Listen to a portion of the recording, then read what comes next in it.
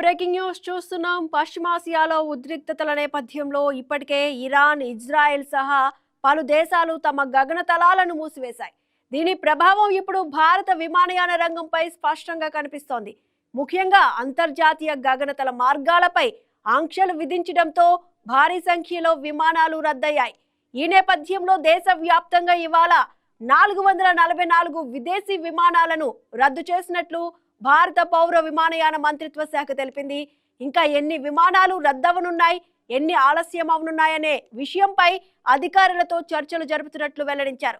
ఇందులో ఢిల్లీలోని ఇందిరాగాంధీ అంతర్జాతీయ విమానాశ్రయం నుంచి సుమారు 100 విమానాలు రద్దయ్యాయి.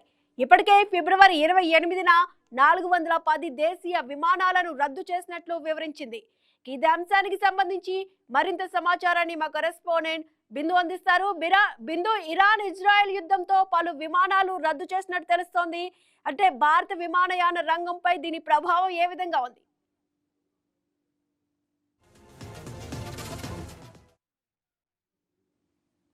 నెలకొంది. అంటే యుద్ధం నేపథ్యంలో దీనిపైన భారీగా అంటే విమాన రంగం పైన అయితే భారీగా ఒత్తిడి పడిందనే చెప్పుకోవచ్చు.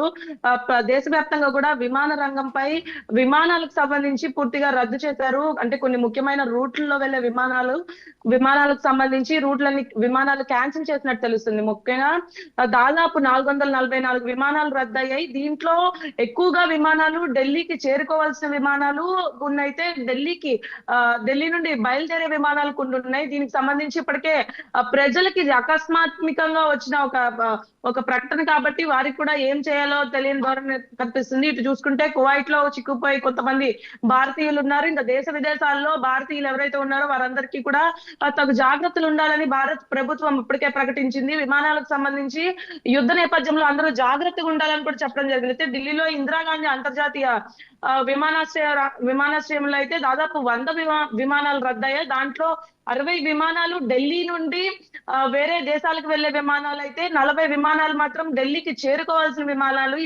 ఈ నేపథ్యంలో వాళ్ళందరూ కూడా అంటే ప్రయాణికులందరూ కూడా తీవ్ర ఇబ్బందులు అయితే పడుతున్నారని చెప్పుకోవచ్చు. ఎందుకంటే సడన్ గా జరిగింది కాబట్టి విమానాల రద్దు అనేది ప్రభావం ఖచ్చితంగా ప్రయాణికుల మీద ఉంటుంది కాబట్టి సుష్మా, ఇట్లా విమానాల రద్దు అనేది వీళ్ళకి తెలియకుండా అంటే ముందుగా ప్రకటన ఇవ్వకుండా అయితే ఈ విమానాలన్నీ రద్దయిని చెప్పుకోవచ్చు. ఇక ప్రధాన రహదారులు అంటే విమాన రహదారులు ముఖ్యంగా యూరోప్, అమెరికా కంట్రీస్ కి వెళ్లే వారు కూడా ఎక్కువ శాతం మంది ఉండడం వల్ల యూరోప్, అమెరికా మరియు పారిస్, ఫ్రాన్స్, జర్మనీ వెళ్లే వాళ్ళకి సంబంధించి విమాన రహదారులు కూడా పూర్తిగా విమానాలు రద్దు చేశారు. ఈ కంట్రీస్ కి వెళ్లే వాళ్ళందరూ కూడా వారి యొక్క ప్లాన్స్ ని కూడా క్యాన్సిల్ చేసుకున్న నేపథ్యం కనిపిస్తుంది. అలాగే ఇండిగో విమాన సంస్థ కూడా పశ్చిమాసియా గగనతలాన్ని ఉపయోగించే తన అంతర్జాతీయ విమానాలకి మార్చి 2న అర్ధరాత్రి వరకు కూడా తాత్కాలికంగా అంటే ఈ మార్చి 2 తారీఖు వరకు కూడా తాత్కాలికంగా నిలిపివేశామని ప్రకటన వదిలింది. అంటే దేశవ్యాప్తంగా చూసుకుంటే విమాన రంగం పైన అయితే ఎక్కువ ఒత్తిడి పడిందనే చెప్పుకోవచ్చు ఈ యుద్ధ నేపథ్యంలో.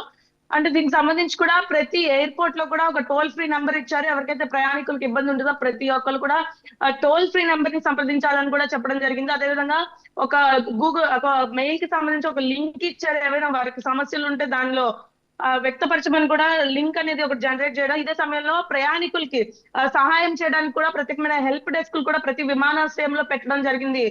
సుష్మా, దీనికి సంబంధించి ఢిల్లీ విమానాశ్రయానికి సంబంధించి కాల్ సెంటర్ ఏర్పాటు చేశారు. 24 గంటలు ఈ కాల్ సెంటర్ నడుస్తూ ఉండడం, 24 గంటలు కాల్ సెంటర్ వర్క్ అయ్యే విధంగా కూడా చూసుకోవాలని చెప్పడం.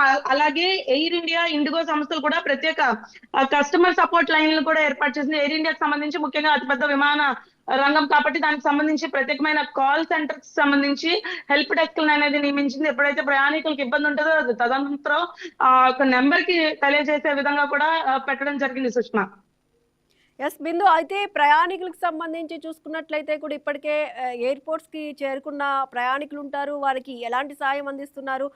బుక్ చేసుకుని ఉంటారు ఇప్పటికే కొన్ని దేశాలకు వెళ్ళేందుకు. అయితే వాళ్ళందరికీ ఎటువంటి అంటే వాళ్ళకి టికెట్స్ క్యాన్సిల్ చేస్తున్నారా?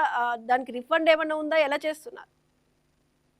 రైట్ సుష్మా, ముఖ్యంగా ఎవరైతే ప్రీ బుకింగ్స్ చేసుకున్న ప్రయాణికులు ఉన్నారో వారందరికీ కూడా ప్రత్యేకమైన ప్రత్యేకమైన రూట్లకి సంబంధించి వారు ఏ దేశానికి వెళ్లాలో వాటిలన్నిటికి కూడా ఫండ్ కూడా రీఫండ్ చేస్తామని లేదా నెక్స్ట్ వచ్చే ఫ్లైట్స్ కి కూడా వారు వెళ్లే సౌకర్యాన్ని కల్పిస్తామని చెప్పడం జరిగింది. వారికి తదనంతరం ఏమైనా ఇబ్బంది ఉంటే ఎయిర్పోర్ట్ లోనే ఉండేటట్టు కూడా, ఎయిర్పోర్ట్ లోనే షెల్టర్ తీసుకునేటట్టు, ఎయిర్పోర్ట్ లోనే అన్ని వసతులు కూడా కల్పిస్తామని కూడా చెప్పడం జరిగింది. ఎందుకంటే ప్రీ బుకింగ్స్ ద్వారా ఎవరైతే ఇప్పుడు దాదాపు మన ఢిల్లీలోనే చూసుకుంటే 100 విమానాల దాకా రద్దయ్యాయి. అంటే దేశవ్యాప్తంగా 400 దాదాపు 500 విమానాలు అంటే 444 విమానాలకు సంబంధించి పూర్తిగా రద్దు చేసిన నేపథ్యంలో ప్రయాణికులు ఎవరైతే ఖచ్చితంగా విమాన రంగానికి సంబంధించి ముందుగానే ప్రీ బుకింగ్స్ చేసుకుంటూ ఉంటారు. ఆ ప్రీ బుకింగ్స్ సంబంధించి పూర్తిగా వారి యొక్క వారి ప్రయాణికుల సౌకర్యాన్ని దృష్టిలో పెట్టుకొని రీఫండ్ చేస్తామని కూడా చెప్పడం జరిగింది.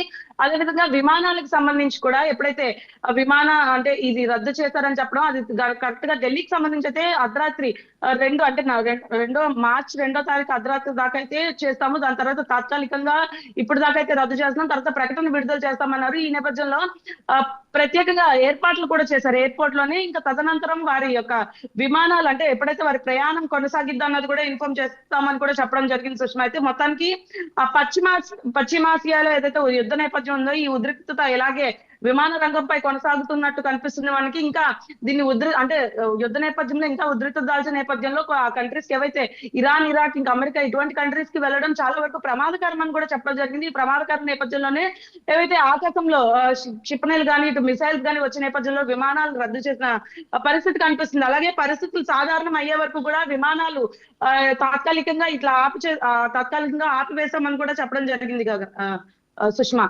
Yes, thank you Bindu.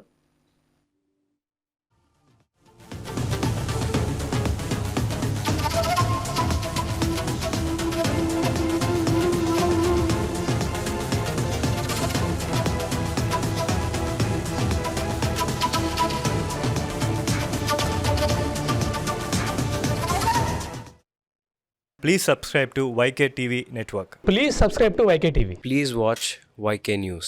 Don't forget to subscribe YK News channel